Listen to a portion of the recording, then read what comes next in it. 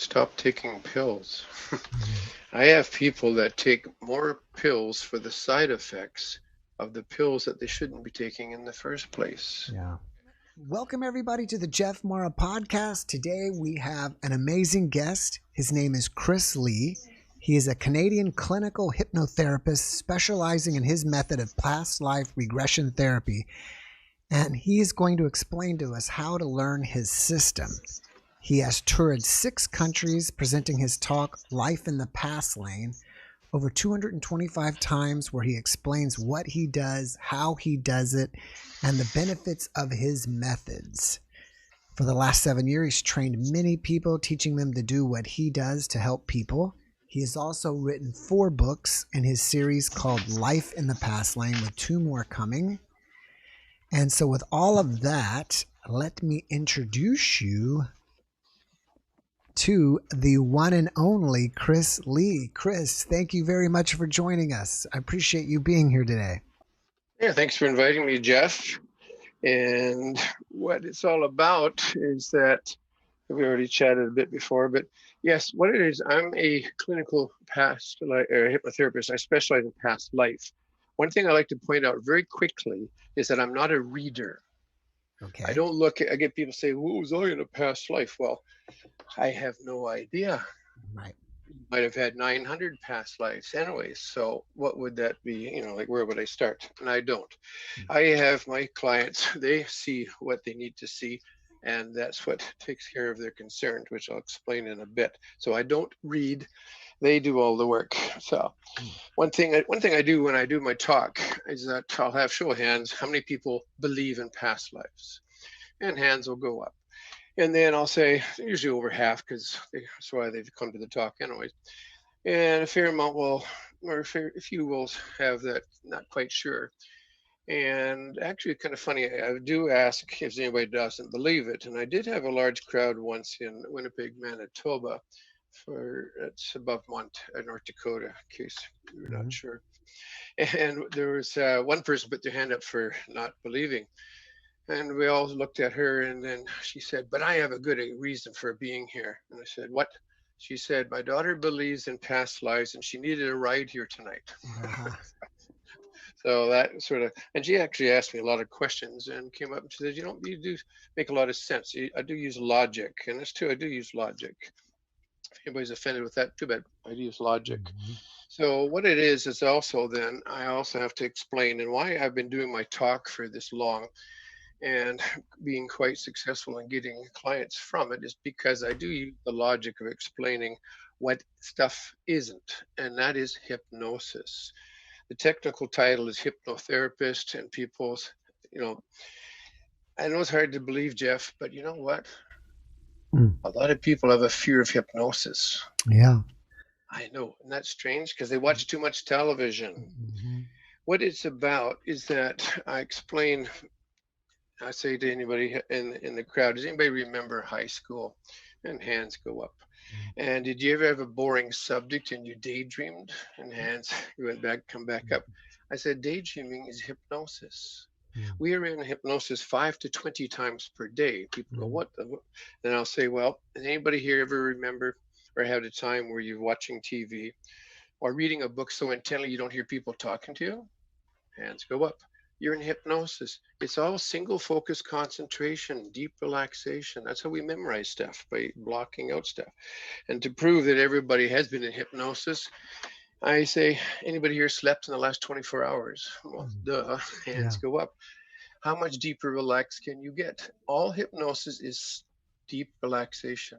In fact, it's 100% self hypnosis. I Mm. still get people that come up and when they hear what I do, in fact, not too long ago, one did that. He quickly looked away and I said, well, why'd you do that? And he said, well, you might hypnotize me and make me do something I don't want to do. Uh huh, Mm-hmm. uh huh. That's what they may as well say. So I like bugging them. And I said, really? If I could do that, why am I still here? Why don't I Mm-hmm. go to Las Vegas? They got a lot more money there, and I could hypnotize the dealers into giving me the money. Or headlines: 6 more banks robbed by hypnotists. Yeah. Well, he forced me to give him the money. Do you ever hear any of those things? No, because it's impossible. But TV, you know, I can remember, I know it's going to be hard to believe too, TV isn't always the most accurate thing. It's called entertainment. So they juggle it around like, you know, somebody gets a phone call and becomes a zombie. It doesn't work that way. Another thing of stereotyping is, you ever see where they swing a watch back and forth? How stupid, excuse my French, is that? Because how can you see a watch swinging when your eyes are closed is way beyond me. Yeah. Because you slow down by relaxing. How do you relax? Close your eyes. But you know, they're just defining that somebody in the background, they must be doing hypnosis or swinging a watch sort of thing. The really best way of explaining hypnosis or fear of is that, have you ever gone to a hypnotist show? I mean, I've seen them on TV. Yeah, okay. Well, they do live ones too. That's what I have been to a couple, because I also know one or two hypnotists that do that too. They also know that I don't do that, so I'm not a threat to them. So, but what it is that people see people going up on stage and acting silly, you know, like barking like a dog. I jokingly say I don't do that. I do rabbits because they're quieter, but it's just a joke. What it is that people see people up on stage acting silly. They must be under his control or her control. And that's just the illusion. It's because it's a bit of fun. And if you ever go to a live show, how they get the people up there is simply people from the audience.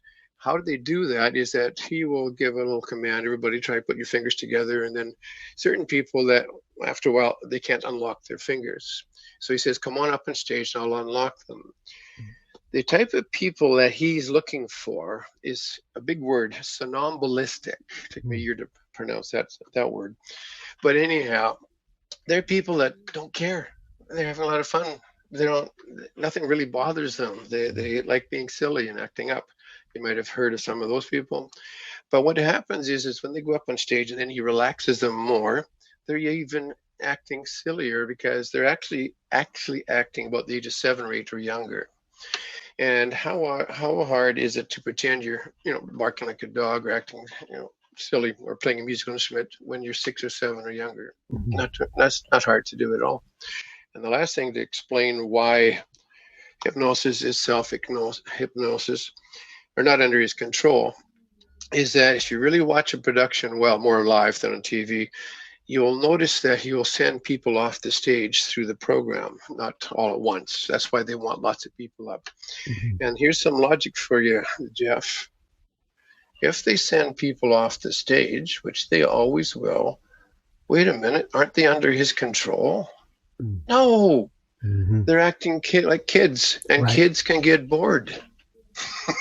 That's why they send them off. So basically, once I explain to people that there is no loss of control, I cannot make anybody do anything they don't want to. In fact, in a session, I actually ask you permission if I may work with you. And if you say no, there's nothing I can do. So you're saying that there's no way a hypnotherapist can implant some kind of suggestion into your brain that, you know, even like when you see the color purple, all of a sudden you act, you know, a year later you see the color purple and you start flapping your arms like a chicken. The odds of that are, what I would say, is 0. It's too much television. Like I get asked questions that like can you the list of questions people do send to me, I just say, where do you get this stupid question from? Because I'm a bit blunt, but it's misunderstanding. No, there is nothing. If somebody wants to improve, say, their memory or stuff like that, I can give you suggestions that your subconscious will react to it. And occasionally I actually have, I get reminded a couple of times that I haven't done it for a long time, where I had a person just put their fingers together whenever they couldn't remember somebody's name, and they remembered the name. Just a little link. Whatever. But no, we don't do that. So let me ask you this. Have you developed your own hypnosis technique so you can quickly get someone relaxed so they can tap into their subconscious mind and tap into past lives? Well, I must be doing something right. I've worked with over 3,000 clients.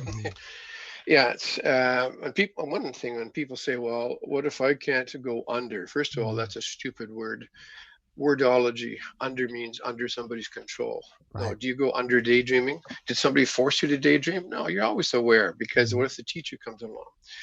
So no, what happened is that I do have a couple of methods, but they say but having them watch my video first. Now, the way I work, Jeff, is that if anybody wants to do a one-on-one session, they have to either attend my talk, and I have found I do a lot of stats. 84% of the people that come to my talk book a session. Before the talk, usually zero, unless I've been there before. So mm, obviously I'm doing something right, explaining what, get rid of that fear of hypnosis and what my system can help you with.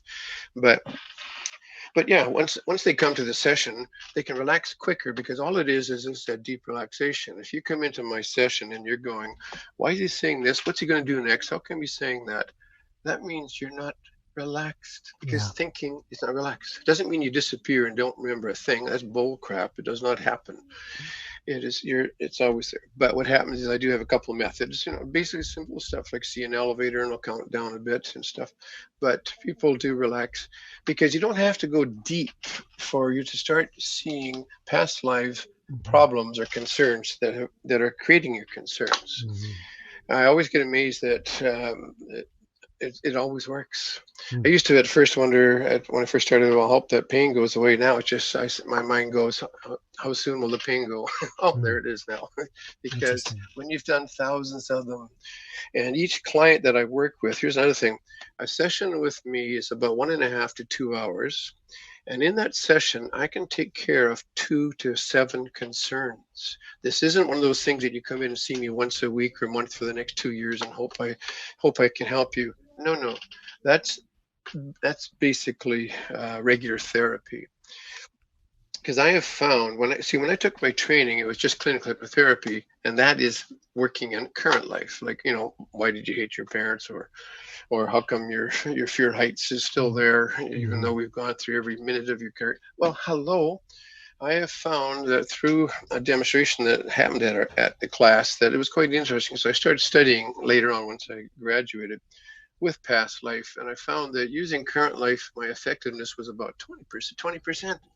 When I used past life, it's about 95%. Now I don't know about you, but if you have a calculator, that's a big that's a big difference. Right. That's because roughly 98% of people's concerns. Now I'm talking about aches, pains, fears, phobias, debilitating emotions, persistent ones, not ones that you just hurt yourself yesterday. Well, it's hardly something that would, if it stays for the next 2 or 3 years, yeah, that's persistent. But what happens is I have found that they're from past lives.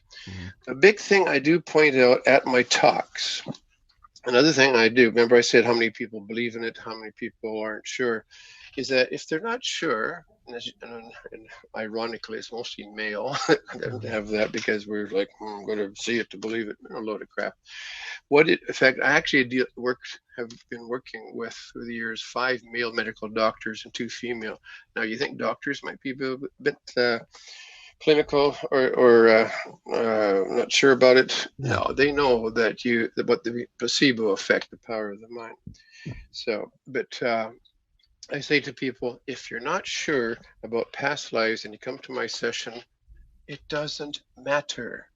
Right. If you think you made it up and the pain goes away or the fear, which it will, it doesn't matter, does it?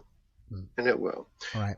When you have I don't know how you explain it, being hypnotizing or you're having them in a session or a therapy session. I don't know what the Yeah, actual deep terminology. relaxation. Deep Yeah. relaxation, Mhm. and they see a past life, and it's probably, I would assume, a trauma in a past life, so Mhm. that's why they're still Yeah. experiencing it now.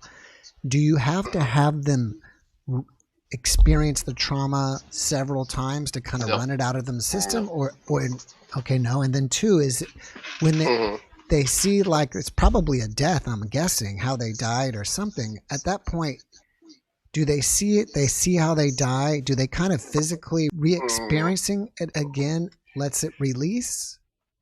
Or It's an interesting thing. Like I have found, because I worked with thousands of people, Mhm. that when people go to the past life that's the cause of, say, the pain in your shoulder that you've had for 10 years, and you see that you're in a battle and somebody threw a spear and it got you in the shoulder and you bled to death. Mhm. Now, that does not really bother you. I always, at first, I thought that what I'm leading to, there's a zero abreaction. People seeing it, and if you see that you were a bad guy in a past life, it doesn't mean, oh, I feel bad now because I was bad. Get over it. We've all Mhm. been bad and good because that's how we learn our lessons. So no, nobody does. See, let me back up here. Here's how this works. Our body cells, Jeff, have memories, body cell memory. And it's been proven a couple years ago by the AMA, American Medical Association, that people with organ transplants are getting the traits of the person that had that part. Guy hated pizza, loves pizza. I always say, let's maybe see if you can get one from a musician so I can play better, play my Mhm. guitar better. But it's there. Body cell memory. Now, when we come into the human form, as I tell people, just go with it if you're not sure. When we come into the human form, we come in for lessons. Now, even people that aren't sure go, "Yeah, I think I should be learning something." We have a soul group. When I do go through my session with a person for the first time, I do take them to the soul group. I don't get really heavy into this, so because I keep the word simple, especially for men. They want to hear something like sounds like woo woo or something. So I keep it simple. Soul group, yes. And apparently we're energy. We come into the human body to learn lessons. Why? I don't know. When people get heavy in my talks, I say, I don't know. I know how to get rid of your aches and pains. Is that good enough? Yes. But anyhow, when we come into the human form, it's like our groups, it's like a little play. We each got roles. Somebody, oh, your turn to be the bad guy. You're the good guy. You're the extra for the moment. Will that be fries with that or something like that? People come and go. When we come into the human form, Jeff, apparently we totally forget, do not remember what the lesson is. The main reason would be, how would you learn it if you had the script still in your hand and like, oh, today I'm going to do this. Oh, how will I, you know what I'm saying? Mhm. Just like in a movie, the end of the day of the shooting, the good guy and the bad guy both go for a beer because it's just made up. You knew that they're not really a killer, sort of thing. But Mhm. in the lesson, we don't know. But you'll recognize some of your soul. You ever meet 10 new people and you go, that person seems like I've known them all my life? You ever had that happen? Or that person there, I don't know why, don't like Mhm. them. They'll be part of your soul group. Now you don't know why they're there, but the energy is so strong that also makes it comfortable because you're working together. So you're going to work better with somebody that's comfortable. Now, when we have a lesson that we don't finish, and it's very easy because we have free will. And the two major reasons why we don't finish the lesson is one, we get killed too soon, okay, Mhm. or we really screw up. Like maybe you're supposed to be Mother Teresa and you become Jack the Ripper. I Mhm. think you screwed up. Now, when we come into the human form, and we do this often, we always have a new lesson to learn, but the ones that you haven't finished don't go away. Nice try. Because if they did, then you could just say, forget it, I'll die, and then we don't have. No, they come along with you. I had a lady in Australia actually typed out on her list of things for me to check 32 items. Oh, wow. No, I didn't quite catch all of them, even in two. I do sometimes two sessions, only with somebody that has maybe a bigger list. But mind you, a lot of them overlap. Like if you're angry and depressed, they might be the same life. It does. In fact, one lady, I remember, one life in the session took care of 7 items. Two she forgot to mention. That was like she couldn't wear stuff around her neck, and and heights because they put a rope around her neck and threw off a cliff. Okay, Mhm. so it does cover. So it's good for me to hear, all the different things you would like me to work on. And so what happens is that when we don't finish them, they come back. The body memory cells remembers the pain or ache that occurred when they died or left. Like if you got hung because you were a witch and speaking out, or you didn't want to talk about what you did because remember they didn't like people, the church didn't like that, so you kept quiet. That's why often people get thyroid concerns where they have a harder time speaking. Mhm. But a lot of people have about 40% of the world on this, Jeff, cannot wear stuff around their neck or have people touch their neck or anything tight. Interesting. I gave it a sort of a cutesy name to cover the whole thing. I call it Turtleneck Syndrome, okay, because they can't wear turtlenecks. What it is to be either been hung, strangled, or beheaded. Now, your body figures that your subconscious actually runs your body. Let me explain. The conscious and subconscious, that makes up our mind. The conscious part of your mind is actually only about 5%. It is a processor. It's never been to a past life, hasn't got a clue about them. But the conscious has an ego problem. It likes to think it's clever. It's not. The subconscious is always amazing me. It is a storage unit. It holds memories. If you had 10 past lives and somebody's got 900 past lives, they'll all be in there. I've taken people back, even current life, 3 different clients through the years that wanted to see themselves being born. And because our energy is all around us, you can actually move out and watch it. You don't have to look through the eyes. You can watch it. Actually, people say, why did they? Well, the first one wanted to know why she looked more like her older sister than her mother. Turned out the mother was her older sister.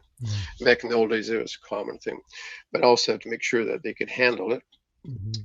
So what happened though is that again, when you're not, it holds that memory. Your body's your subconscious, very powerful. It brings in that life not finished. It's running in your subconscious, which you usually can't attain. But it says you haven't finished that lesson. This is the pain you got from hanging, or it's just where we left it. Let's continue, and that's where that condition, mental or physical, comes along. And if we don't know where it comes from, how do we get rid of it? By seeing where it came from. See, I work, Jeff, on cause and effect. Have you ever had stress? Yeah, of course. You ever get a stress headache from it? Sure. A lot of people do. And what do most people do? They take a painkiller. I'm not saying any brands, so I don't want to give them more publicity. They take a painkiller. Now, it could probably get rid of the headache, but does it get rid of the stress? Right. Nope. No.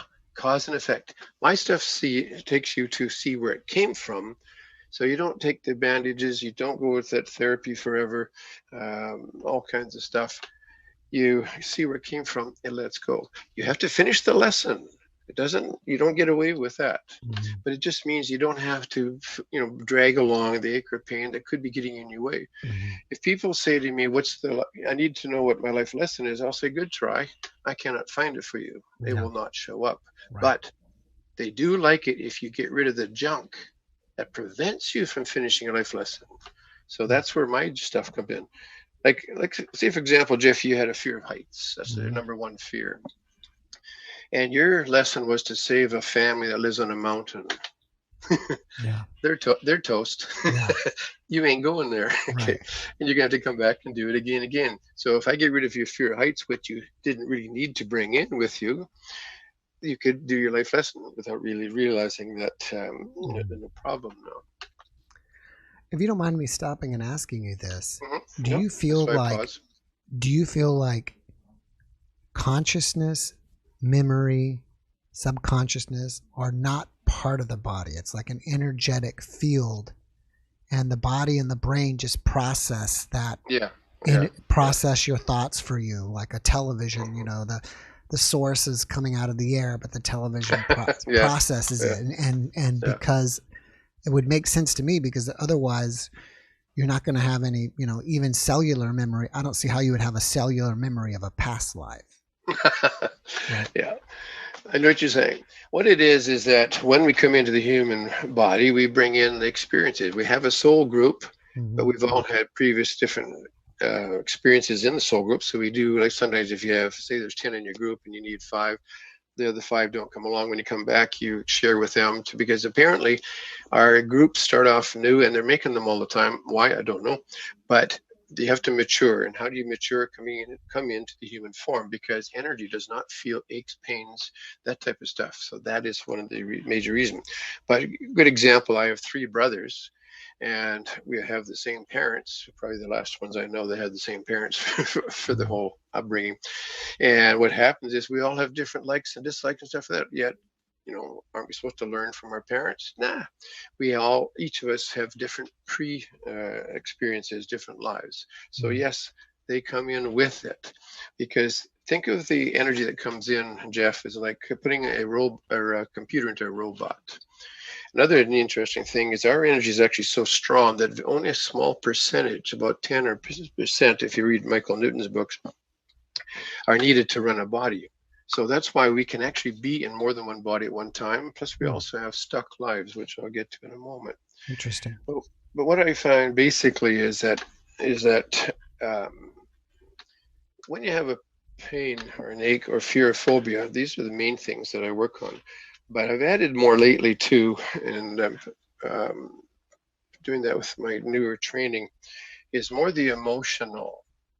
You've heard of people that might have had depression, anger, jealousy, confusion, that stuck feeling. This is all from past lives also, but more the mental. You see, what happens is, and I take everybody through that too, is that we have had lives that we're still stuck in. We died, and our energy is supposed to leave and go back to the home. I call it the home. It's the soul group. But we have free will. Something will always come to help us leave, but they cannot make you.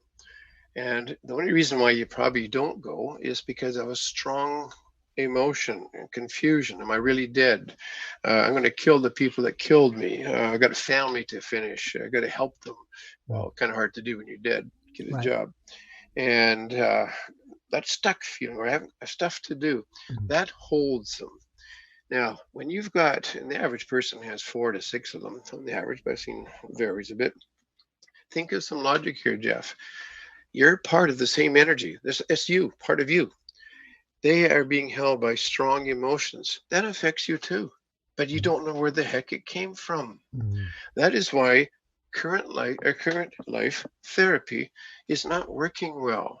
Go back to, like, why did you hate your parents? Well, what's that got to do with fear of heights? Like, it's all to do with the past lives. So what happens is that when we're in a session, I'll go to have you go to where those stuck ones are one at a time and take them home. The reason why they will come with you is because we listen to ourselves better than to somebody else. So when you say it's time to go home, they'll go. When they get home, I had a lady not too long ago. She said, life's been great, but I'm angry all the time. It's really boring. I've been going for years to therapy. It isn't working. I said, let's check it out. Sure enough, one of her stuck lives was stuck there with anger. So I said, go and get that one. Took it home, and she started sitting up straighter. She said, it's gone. This is what anger, and how long was I here?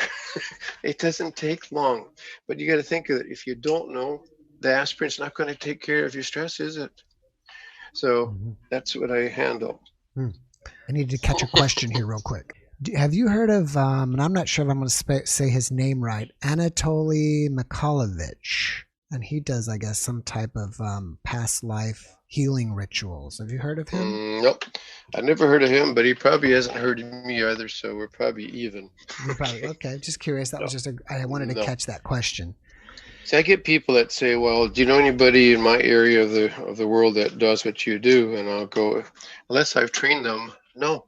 Right. Because when people take clinical hypnotherapy, first of all, it doesn't deal with past life. You ever read or heard of the book, Many Lives, Many Masters? That was by Dr. Brian Weiss. Right. This is actually from 70. I didn't realize how old it is. It's all about one girl. He is a psychiatrist. He worked with her, and he admits in his book he spent 1.5 years trying to clear up her concerns. Nothing. But in the sessions, he does use hypnosis, but just, go earlier in your life. But this one day, after about 1.5 years, she started talking and describing stuff that he realized isn't current life. So he thought he'd just let it run. And his bottom line is 18 months of psychiatry, did nothing, 6 weeks of past life, cleared up her concerns. Wow. I'm just wondering why it took 6 weeks. Okay. Have you ever had a person go back thousands of years? Oh yeah, I've had people in caveman days. Caveman days. Wow. Yeah, that'd Yes, be really that's interesting. thousands of years. Right. I actually have had a couple from, well, I don't know how old Atlantis is Mm-hmm. or Lemur or whatever the other one was. I don't remember all the wordologies. Mm-hmm. I have actually, if I recall, somebody that went back to reptilian. Mm-hmm. Apparently, there's been other lives on Wow. Earth before we came along. Mm-hmm. So I've been, I think I have one, but yes. So yeah, there's it depends on what it is. Like a good example is that this one lady came in. She said, "I have an allergy to everything." Mm-hmm. I said, "Okay, let's check that out." So I say, "Go to the now." Simple. I slow them down, and then I say to them, "Let your subconscious take you to the cause." If they're not sure about past life, I'll say the cause. If they are sure of past life, I'll say, "Let your subconscious take you to the past life. That's the cause of your allergies." Mm-hmm. Nothing magical. There's nothing weird. It's just simple. Your subconscious is extremely accurate. It's like a computer. Mm-hmm. Within seconds, eyes are closed in the session. Also, you don't lay down. That's silly because that's stereotyping. When you lay down, your subconscious repetition means go to sleep. I can't talk to you when you're sleeping. Right. But it's mainly because they think that they're sitting on a chair that might fall over because they disappear. No, you don't. Anyhow, Mm-hmm. so go back. Within seconds, she saw that she was a cave woman. Mm-hmm. Now, I do not see any of this, not Mm-hmm. even a little bit. I don't want to, Right. because if I did, I might interrupt and say, "What about that tree over there?"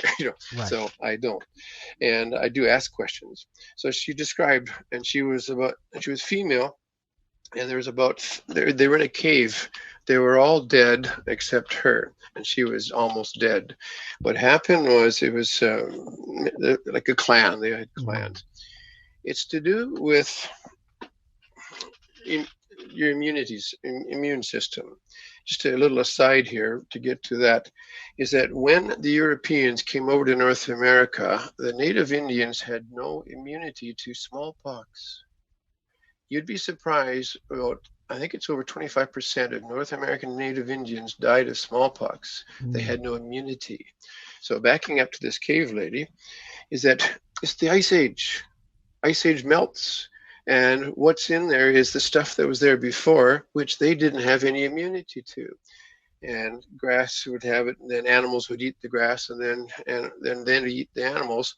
So they were picking up all these things they had no immunity. So that is where she had allergies to almost everything in this life. Mm. Last time I talked to her, it disappeared within days. That's a That's great. and one thing about what I do is that if you think it's your imagination, that's fine. But my system, I give it a name, Jeff. It's called the unknown noise. Mm-hmm. Now, I'll give you a word picture. So if everybody's listening, is that picture in your mind's eye that you're living alone. It's a dark, spooky, windy night, and the wind's howling. Usually in the group, somebody howls. Okay. Then, middle of the night, there's a crash, and you jump up and go, "What the is that?" Mm-hmm. Ross is being polite there. And then you hear it again, and then you realize it's just the wind blowing a branch against the window. So, unless you figure it's going to break the window, you go back to sleep. I would. Later that night, there's another crash, and it's different. You jump up, and what the is that? And you hear it again, and it's something you've never heard before. And so you do run amok with your mind, like, is it somebody coming to kill me, the boogeyman, or whatever? Now, unless we check it out, which most people wouldn't, we resort to childhood. We pull up our bulletproof covers and try and get some protection. Doesn't work. Still making that noise. Get up in the morning, not refreshed, going off to work, wind still howling, and you hear that noise off to your left. You quickly look to the left, and you see it's a garbage can. You're going to make it's a metal garbage can. The neighbor always had bags. The dogs liked them better. Anyhow, so you're going to make a profound statement, Jeff. It's called an adjective about the stupid neighbor. And the profound statement is, it's a garbage can. Now, day two, another night, next night, wind's howling again, garbage can blows over. It's 50-50, Jeff, whether you even wake up. But if you do, you'll make your profound statement again, which is, it's a garbage can. Yeah, and the stupid neighbor. Now, there's a point here, Jeff. The noise is the same both nights. Why doesn't it bother you the second night? Because it's a garbage can. Yeah, because you know what it is. Yeah, something simple. You know what it is. I get people get heavy about they now have they know what it is. Now, unless you feel the garbage can is coming to kill you, you would let it go. Right. You now know what it is. Now, if I was like a reader and you had told me about a noise and you hadn't seen the garbage can and told me about it, I might go, it's a garbage can. Now, I don't know about you, but the second night, or when I hear that noise again, I'd be going, does he really know what he's talking about? He doesn't live here. I'm going to just peek. It is a garbage can. We are an animal likes to see to believe. Right. Telling you you're a gypsy in a past life, who cares? Right. But having you go see where that pain in their neck came from, and you see yourself being hung, and you don't react. It's not. So your only reaction really will be is like, oh God, I can get rid of it. That's where it came from. It's always the relief. It's never like, oh my God, I did something bad. Get over it. We all did. Move on. But it never happens. And keep in mind too is that when we do watch these things, our energy is actually all around us. It does go out quite a bit. So I have you always watching, because seeing through the eyes, it limits you anyways, because you can actually move out and observe yourself. Don't look at your shoes or something. And what happened is my example, if I had a bouquet of flowers and they're kind of pretty, but they stink, if I hold them further back, they're still pretty, but they don't stink. So when people are watching it, they're back a bit so they can see it. Now, sometimes they do tear. I get my record actually for tissues is a male dentist. He went through 10 of them. A lot of them were happy tears and stuff like that. But it's good to let them go. And there's no bad reaction. The main thing is that when you've now done each life, I then have you do a check. I'll say 0 to 10, the pain in your shoulder that you've had for 12 years. 10 is the way it felt when you started or how it can hurt. Move your shoulder around. 0 to 10, what number is it? See, here's my thing I love about my job is the look on their faces. I used to go, the look on their faces, because they're moving their arm like a woman in Alberta. She had a car accident. Oh yeah, people think car accident, this life, nothing to do with past life. Nice try. I said, how long have you had the accident? She said, a year and a half. Have you done anything about it? And it was her left arm. She said, I've had 7 months of physiotherapy. That's a good trade. I said, what can you do with it so far? And she put her arm up about parallel to the ground, and she was really in pain. So when we finished, she had seen, actually it was one with a spear. And I said, now, and she was waving it around. 0 to 10, it was about a 2. You usually have a little bit of residue because if your muscles haven't been used for a while. That's how quickly it works. There's so many things, like that's why I generally do a 2-hour talk to explain a lot of stuff, but I've got a couple things to mention. Headaches, especially migraines, are all past life. The pills you get for migraines, which are $25 to $50 each, they don't cure you.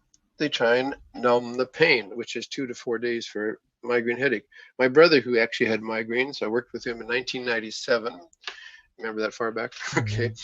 And he hasn't had a migraine since then. That's like 23 years because he saw that he had been shot through the head during World War I and World War II. It's little things like that. And migraines, that's a big thing. So I have a question here. I'm sure you're going to be able to answer this. I'm afraid of the ocean, lakes, rivers, oceans, especially during nighttime. And I'm even afraid of looking at the ocean at nighttime. Okay. That's a fear. We call it a fear of deep water. Let me quickly explain. On book number 2, actually, just quickly, I started off writing a book. Now, they're just case histories, life in the past lane. When I realized I had 20,000 of them, case histories, it wasn't going to fit. So I came out with book 2 right after it. Again, life in the past lane, fears and phobias, aches and pains. And the latest one is crimes against humanity. It's read for reasons to do with dungeons and tortures and that. But backing up to the fears and phobias for this guy or whoever wrote the questions from, I've worked and eliminated 141 different fears and phobias. Most of them are ones-ofs. But the 4 most common, here's a little quiz for anybody, maybe you can type their answers on YouTube.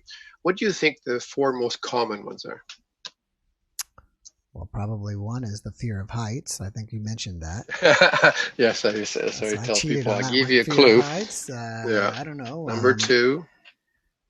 Well, maybe fear of drowning.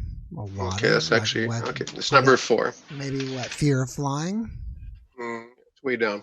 Way Actually, down. I'll tell you, number 2 is claustrophobia. Claustrophobia. We often got buried alive, not intentionally, but we woke up because we were in a coma and we didn't make the feather move. Big scientific test. And the third one actually sounds a little odd. It's called fear of success. Interesting. Well, and you sort of think it's like a little different direction, but it isn't, because your subconscious will still be affecting you because you were too successful in a past life and they killed you and stole your money, or you were getting too powerful. So your subconscious says you still got to finish that lesson, which you didn't because you got killed too soon, but don't get too rich because it might happen again.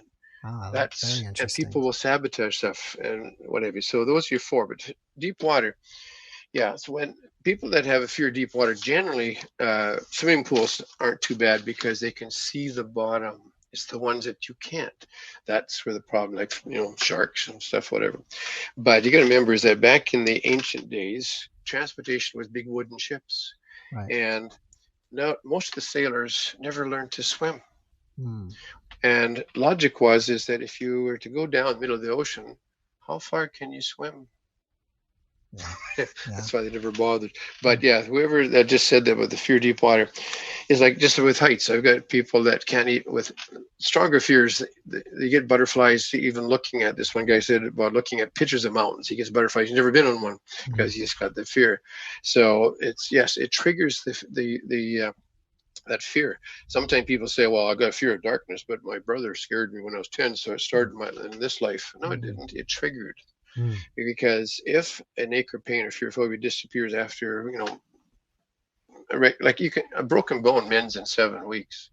If you're still got the pain from in that part for 20 years, you've triggered stuff, memories from that. So there's so many things that I do cover through it. We got the major ones: migraines. Lower back is a common one. It's just because you worked hard and got a sore back doesn't mean that you can't get rid of it.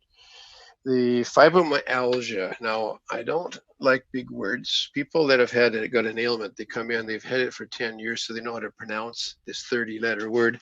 And when they do that, my eyes glaze over and I say, where does it hurt? That's all I need to know. Your subconscious doesn't care. If it's your back, I don't care if it's C6 or is it upper, lower, middle. It's all I need to know, because that's all it takes for the subconscious to fix. Hearing and hearing and vision actually are past lives too. And also sometimes the power of suggestion. You ever notice that a lot of men, as they get older, get bald because they've heard that when you get older, you're going to go bald. Your memory starts to go. You start needing glasses. I've met people in their 90s that still never need glasses. So what's that got to do with getting old? And they're not like a one of a kind. It's the power of suggestion. Like, don't talk to Johnny, he's got a cold. You're going to catch that cold. You probably will, or more likely, because your subconscious listens to what you tell it. And it controls your immune system. So if it figures you talk to somebody with a cold, I'll lower your immune system, which makes it harder for you to not get it. So there's where a lot of their stuff comes from. So fibromyalgia, you probably heard of that. It's a common thing or not. It's body ache, and it varies. Some people have it in one spot, some all over. All it is, in fact, 2 of the male doctors I worked with laughed when I was telling them about fibromyalgia. They said, when we can't prove where the pain came from or comes from, we call it fibromyalgia so they'll feel better. Got a title. Can they fix it? He says, no, I do. Because again, it's seeing where it came from. My percentage of clearing up fibromyalgia right now is roughly about 100%. So there's certainly things. Hearing, a good example, because we're running out of time. Good example, when I work with my clients, I can do them on Skype. And that's what I recommend. I can do them quite well. When they are in my office, though, I will give them a headset to put on with some music in there, and I talk to them through a little microphone. And I have a little bit of music just for background, so there's no dead air space sort of thing. So I said to this one girl, she's about 35. This was about 2 or 3 years ago. I said, got to do a sound check first. How's the music? She says, what music? I said, turn it up. No. Turn it up. louder than anybody would want. She goes, it's just nice.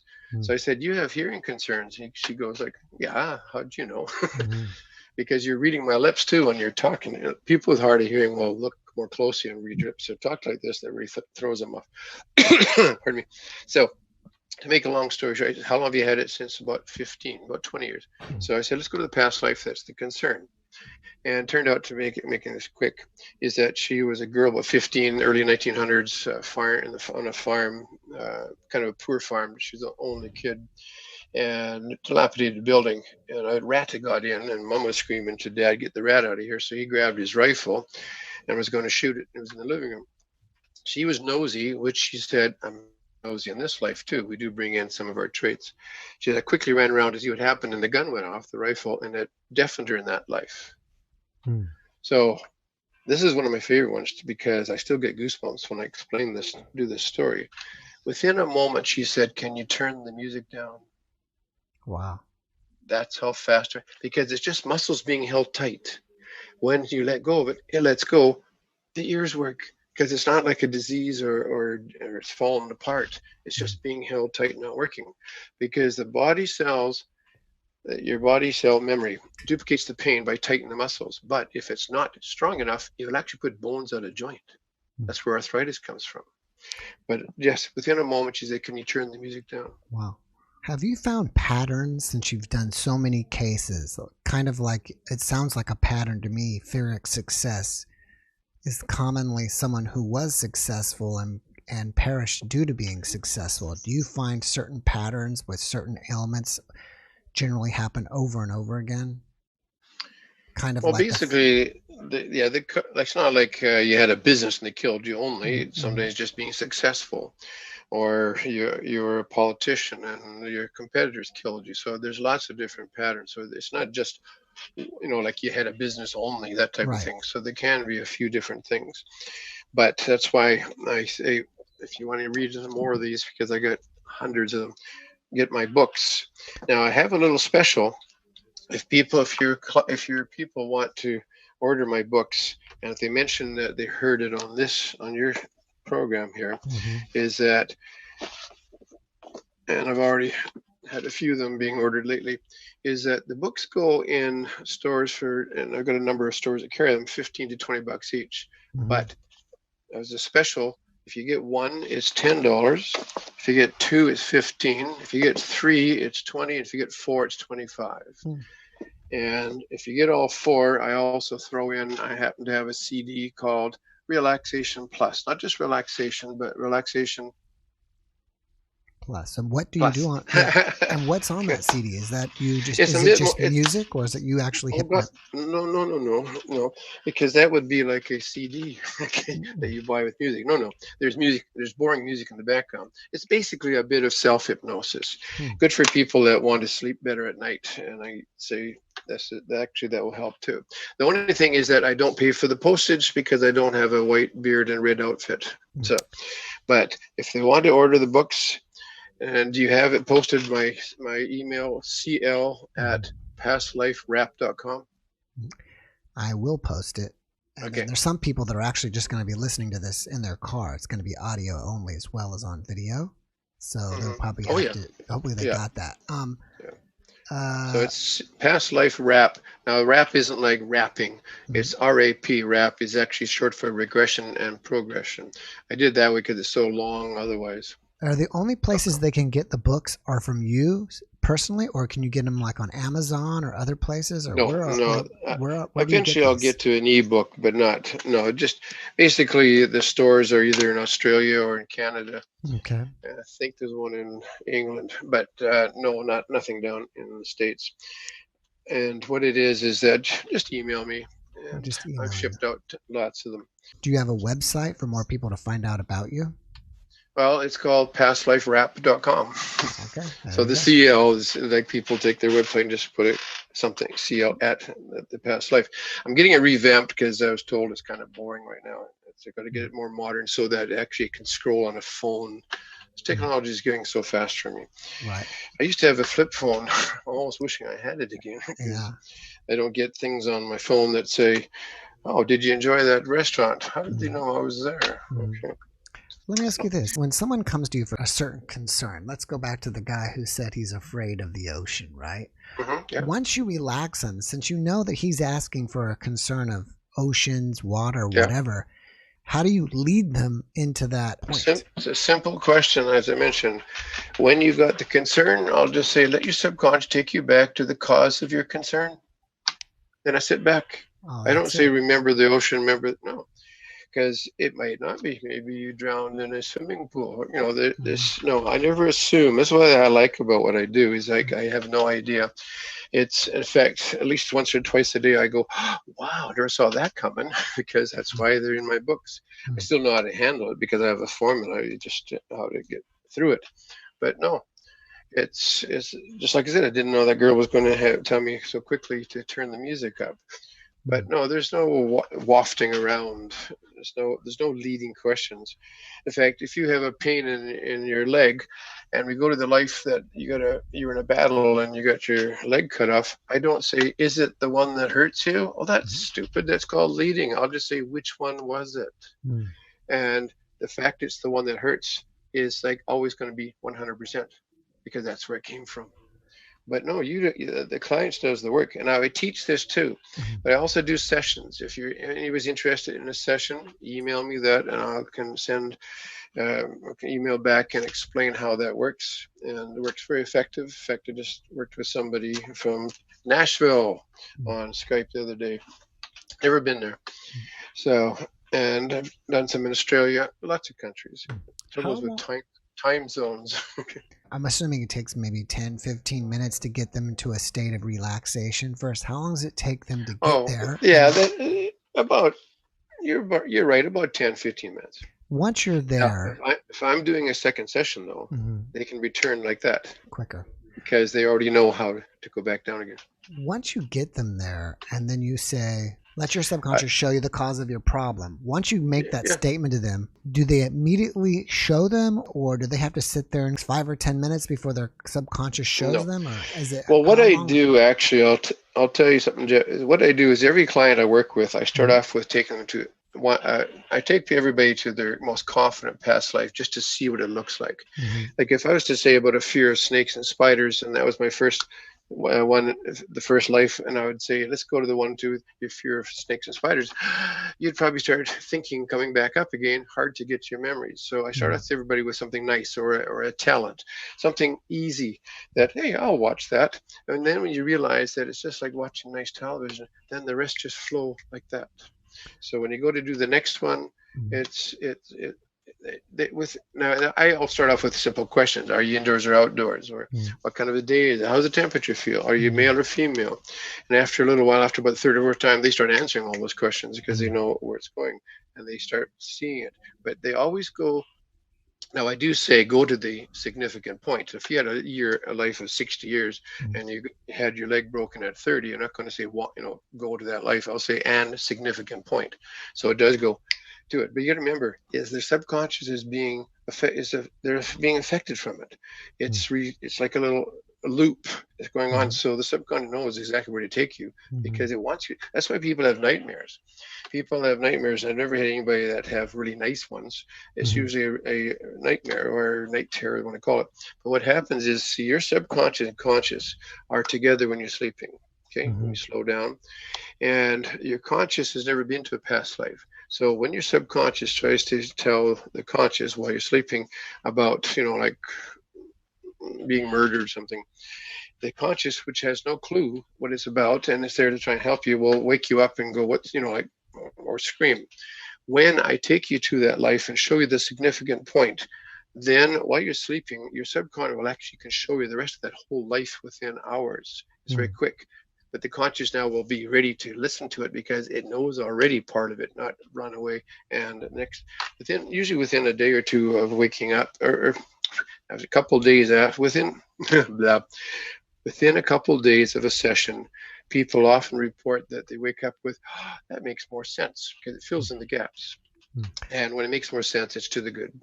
Do we ever have people say, even after our session, the next day, a week later, I was just, daydreaming and I remembered something else from my past life? Or they remember something else Yeah, like let's say from that life or a different life. yeah, let's just say you went with me and we were like, I don't know, in ancient India somewhere doing something, and then I looked at something and saw, I don't know, I had my head chopped off in ancient India. And Yeah. then let's say a week later, I was just kind of, I don't know, kind of drowsy on the couch, laying down, and I started revisiting that Yeah. past life on my own and gathering more information about what happened. Well, that'll generally happen while you're sleeping, but yes, you can if you're Mhm. deeply relaxed. See, when people do meditation, they sometimes say that they saw, I saw myself as a knight galloping across the valley, sort of thing. Because what is what is meditation? Deep relaxation. What's hypnosis? Deep relaxation. Yeah. So yes, it's just that when you're slowed down, it's easy to access the memories. Mhm. So yes, if you wanted to slow down and hear and to do more, it could be. Nobody's really told me that done that, but certainly if they went to meditation and said in the meditation, I want to see more about the one I just saw with Chris, it probably could happen. But again, it'll always be the good stuff because you already took care of it in the session. But yeah, you could do that. Meditate, like I said, meditation is hypnosis, self-hypnosis. That's all hypnosis is. Do you have any other projects that you're working on right now besides fixing up your website? Good way of putting it. Yes, training. That's my pet project right now. You see, right now, okay, I used to hold live classes. That sounds funny, like not as opposed to dead classes, but in person, like pick a couple places around, like Mexico once, and in Canada, England, and have people come in. But I just do training, but it'd be small classes, 2 to 5 people. But what happened is that a lot of people nowadays can't afford, well, before the COVID thing, but costs were expensive too, like flying, taking time off work, stuff like that. So that's when I started about a year and a half ago, to do online training. And it's called one-on-one. I still get people say, how big is the classes? And I'll say, what part of one-on-one got you confused? It's one-on-one. Now, it is done with Skype. I send you my script. You get a big script to help you with. I'll talk to you, and I'll do a session with you again. Then I'll have you go out and do a couple sessions with your volunteers, following the script, maybe the first half of it. Then when we come back again, I want to watch you do the thing with another one of your volunteers, and I'll also occasionally they get one for me to work on to help refresh their memory. But and then we do the whole thing. So basically, it's work at your own pace and your spare time, because some people just can't take time off.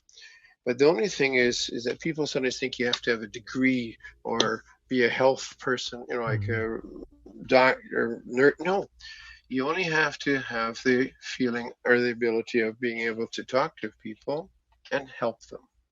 Because the only disadvantage of working with my clients is that 95% of when I said my got rid of 95% of their problems, it means that you don't get repeat clients. Okay. Yeah. But how many people out there do you know have persistent aches, pains, fears, phobias, debilitating emotions? Most of the world. So you got lots of clients, and word of mouth. Once you've done a couple, more will come. So you can make a career. Now with the COVID thing, a couple of my students that I'm working with are now picking it back up because they couldn't bring in volunteers, but now they are. So, but I've got a few more. I'm actually going to do a live one in Windsor, Ontario.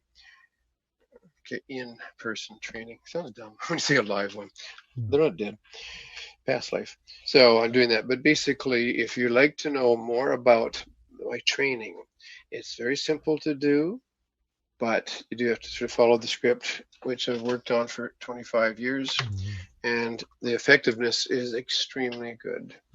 And you don't have any hands-on. There's no operation. There's no medicines. It works quite well. Just the power of their subconscious memories. Do you ever have people that just don't remember anything? No. The only thing it'd be like if I get people that say this, like they say there's new souls and old souls. There is. They're apparently making them all the time. But in the session, I'll have your subconscious tell you how many past lives you've had, and I've heard from 6 to almost 2,000. Again, it's not how many you had; it's whether you learn. I know one person that had 114 lives trying to work on one item. Then I realized, oh my God, I better get it finished, or else I'll be doing it all the time. Now, if you've only had 4 or 5 past lives, the odds are that you have a lot of aches and pains, and that is pretty slim. So they don't usually come to see me. But about remembering, yes, not a problem. What do you think about people who are afraid of fire? Do you have any kind of pattern for that? Fire, burning? I probably, in fact, I got one. Oh, I got 2 of them in my book on fears and phobias. Fear of fire. It's not a major one, but it'll be either that they burn to death or guilt, what have you. In fact, interesting thing is that Earth, apparently we've actually had past lives on other planets. I don't always bring that up because some people still try and wrap their head around past lives on this planet. Earth is different. It's called a dense planet, and we carry with us the emotions from life to life that you don't do apparently on other planets. And the biggest one that we drag from one to another is guilt. Interesting. A lot of people you meet have that guilty feeling. They feel guilty about everything, and they don't know why. Anger and jealousy, those type of things too. But what happened is that part of the guilt is because they didn't finish the lesson, and they have to come back. They feel guilty about finishing it. So in the session, I do have you you can actually talk to your past lives. And if you think that you're making up what they're going to say, nice try. So what they come up with is something you'd never think of. But you do tell them that we're going to finish that lesson. A lot of your guilt will disappear. When the person is seeing their past life, are they seeing it like first person through their own eyes in that lifetime, or are they seeing it in third person, like seeing themselves separate from themselves? Good or question. Is it both? As I tell people when I start with them, that when you start off with your first past life, there seems to be no rhyme or reason, Jeff. Sometimes you'll start off looking through the eyes, sometimes you'll start off watching them. Now that threw me off at first because I was thinking the logic, like it's like looking through a camera lens. Then I got reminded that our energy is actually all around us too. It gets thinner and thinner. Like you can walk into a room and feel tension or happiness. So what happened is that when you start the first one, I'll find out if you're looking through the eyes or watching yourself with a very, very neat method. I'll say to you, are you looking through the eyes or watching yourself? It's not difficult. If you're looking through the eyes, I'll say, move outside of that person and observe yourself. See, a lot of people, I've had people tell me that they were told that when they start off, like to find a mirror to see what you look like. The cavemen are still looking for their mirrors. Or look at your feet. Well, that really tells you why you don't, like porridge or something. I have no idea. No, you can move out and observe. And there's so many methods out there that I can't believe. I've been hear things like you're going to go down a corridor and find doors, and you pick the door that I say, like, come back when you found a door you like. My system is so logical. Your subconscious computer. Go to the one that's the cause. Boom, you're there. How difficult is that? So if you're out looking through the eyes, then I have you move out. And then I'll say for the rest of that session, start with watching. It saves time because it's easier to describe things when you're looking outside of that person. Okay, so it's better for the person to be watching it as a third person than watching it through their own eyes. That's what you're saying? Well, yes, it's easy to describe. When I say to you, like, are you tall or short or what are you wearing? Like, it's a little bit difficult, so it's easy to move out. And it's a lot easier. You can watch it and describe it. Plus, also, you can see more around you. And I remind people in the energy form, you can move around. You can go right above and look around because some people think, well, I can't see their face. I'm stuck there. No, you're not. Just go around. And if they're in a really nice house in a nice room, and I say, how big is the house? And they go, not very big. Then I say, move out. And it is pretty big. So you can move around and observe. So it's better to move out and watch themselves. Yeah. Oh, very interesting. Yeah. All right. Before we wrap it up here, do you have any message that you would like to share with all of us out here? stop taking pills. I have people that take more pills for the side effects of the pills that they shouldn't be taking in the first place. Yeah. Your subconscious is extremely strong, but we do hear a lot of brainwashing, commercials. Take this pill, it's the magic pill, and take this though because it might have caused you to have this and that. Like sometimes you wonder which would be better, just to suffer with it or take the pills. But the best thing is just your subconscious will work and help you, because we have power suggestion. Stop listening to people that are negative. And basically, it's working. Oh, a little quick one. If you have birthmarks, they're not birthmarks, they're death marks. They'll be where you've been shot, stabbed, that kind of stuff. Somebody asked me about that. Different things too, cracking. Like I get people that do come in and say, I got nothing wrong with me, just wanted to check it out. Every person that's done that, within 10 minutes, I'll have about 5 items for them to check on, because they didn't realize some things can be fixed. So sessions, yes, get a hold of me for a session. But it doesn't mean you have to book one right away. I'll just get in touch with me and I'll explain more about it. Because what it is that you have to come to one of my talks, or I have actually had my talk videoed not long ago at a Questers conference. So I send that to people, no charge, so they can watch that. And this way, they'll know better about what they want to work on, and then work on Skype. Skype is really good. It's not hard to get. Since what's that place? They used to drop, the calls used to drop, but Microsoft bought it, so they fixed it up a lot better. So I'm looking at my little list. Libido. There's another thing. We get a lot of stuff from dungeons. Actually, you'd be surprised what we get from dungeons. They weren't very nice to us in the dungeons. Guy cracking his knuckles at one time. I said, it's annoying. He says, what? I said, cracking. I said, oh, it loosens them up. Well, if it did, why don't we all crack our knuckles? Get away from it. Sure enough, in the dungeon, they were cutting his fingers off. So in his current life, the reason he cracks them is to make sure, without realizing it, that they're still there, being reminded. Arthritis is also getting parts smashed up, and then you end up, your hands are like that. And I've had people just start moving their hands for the first time in 6 years correctly. Libido was a funny one. First time years ago when somebody said, I got poor libido, and I was thinking, is that a car or something? 4-door libido, but it was actually sexual desires. Dungeons are the problem, because unfortunately, if you're a prisoner in a dungeon, which they usually didn't give you, like you're out in a week or a month or something, usually you died there.